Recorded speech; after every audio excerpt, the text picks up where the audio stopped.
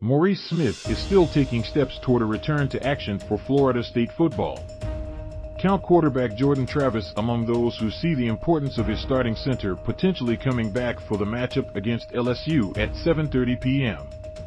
ET Sunday at the Superdome in New Orleans. Smith missed the opener after suffering an undisclosed injury during preseason camp. He was out for the opener against Duquesne. Maurice is doing well, Norvell said. I like what I've seen up to this point. We'll continue to see where it goes up to the game. I like what I'm seeing from cornerback Omarion Cooper and receiver Johnny Wilson. Trophy, Florida State football. Seminoles would take home this New Orleans-themed trophy with win over LSU playing former coach, Florida State football. Dillan Gibbons will have chance to play former coach and Brian Kelly playing COY. Florida State football coach Mike Norvell playing coy about LSU's quarterback situation. Darius Washington earned the start at center against Duquesne. But left guard Dillan Gibbons took over in the first quarter after Washington left the game with an injury. Redshirt sophomore Thomas Shrader and walk-on David Stickle also took snaps at center. I was pretty upset, Travis said of Smith's injury. I know how hard he works every single day. Maurice is one of my best friends on the team. Having him back is special because he's kind of like my brother. He doesn't want to let anyone hit me. He helps with checks, helps me see pressure. It's great to have him back. Anxiety, I almost had an anxiety attack. Florida State football's Trey Benson explains nerves before Duquesne running back transfer, a good all-around back. Analyzing new Florida State football transfer Caziah Holmes What Smith's return could mean the Democrats' Karels tracked FSU used 10 offensive linemen across 6 different combinations when running backs Treshaun Ward, Trey Benson, and Lawrance Toafili were in the game against Duquesne. Some of those combinations were used to fill in for injuries, while some of it was also just to get players action in the season opener. If Smith is back Sunday, it allows the left side of the offensive line to be pretty set with Gibbons at guard and Robert Scott Jr. at tackle. Scott finished with an 88 run blocking and 62 grade according to Pro Football Focus. Gibbons earned a 79 on passing and a 64-3 on running. One of the remaining 2 spots on the right side could go to the versatile Washington, who has lined up everywhere with the Seminoles in his first 3 seasons. Transfers D'Mitri Emmanuel, Charlotte, and Jazston Turnetine, South Carolina, are among the best options at right guard and tackle, respectively.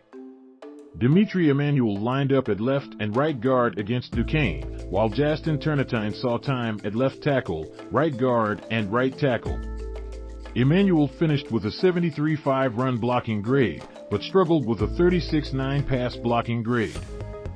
Washington earned grades of 73.7 and 58.6 in pass and run blocking, respectively. Turnetine finished with grades of 86.8 for passing and 71.8 for run blocking. The combinations to open up the running game and protecting Travis are plentiful with Smith potentially back and the versatility of the remaining offensive linemen. It was good to put guys in multiple positions, FSU offensive coordinator and offensive line coach Alex Atkins said at his Monday press conference. Whoever starts at OL will have their hands full against Tiger defensive ends BJ Ojulari and Gaye. Ojulari earned first-team honors for All-SEC in the preseason and Gaye was on the second team. Confidence growing, Florida State football, Jazston Travis, wide receivers continue to build confidence ahead of LSU. Travis has the weapons, and his offensive line seems to be closer to full strength.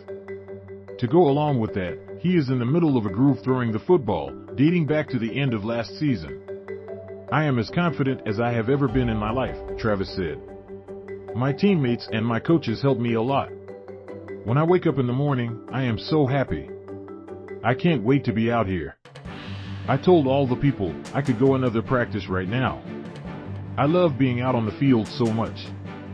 In his last 7 games last season, Travis recorded 17 total touchdowns with only 2 interceptions and completed approximately 65% of his passes. He was tied for 27th best among FBS quarterbacks with his 85.2 PFF grade. In the opener against Duquesne, Travis posted a grade of 93 in completing 11 of 15 passes for 205 yards, adding 11 rush yards for a touchdown. "I am so confident right now in this offense," he said.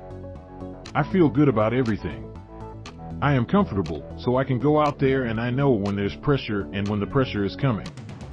Wide receiver Micah Pittman caught 4 passes for 44 yards on 5 targets from Travis against Duquesne. The two have continued to build up their rapport during practices. "I hang out with that guy every day," Pittman said. "Being on the same page is second nature now. We look at something and we make a joke in our head and we know what we're talking about before even saying a word. At the end of the day, I have trust in him and he has trust in me. I just want to make a play the guy. The more I make plays for him, the more he's going to throw me the ball." Pittman is not the only receiving option for Travis. Kentron Poitier led the team with 4 catches on 6 targets for 84 yards. Johnny Wilson caught 1 pass for 51 yards before leaving with an injury, and Deuce Spann added 3 catches for 40 yards. "We have guys that are smaller, like Micah," Travis said.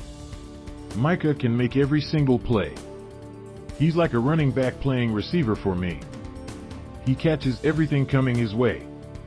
We have Deuce Spann, who is fast. Pokey Wilson is who has slept on a lot. All of our receivers are pretty special, so I can't wait for them to go out there and compete." Norvell said the team will go to the Superdome on Saturday ahead of Sunday's contest. "Looking at our travel, we're going to have a good number of past players that will be at the game," Norvell said. "They are going to have the opportunity to see us at the hotel that night. So we're going to take advantage of that." When/where, Sunday, 7:30 p.m. ET, Superdome in New Orleans.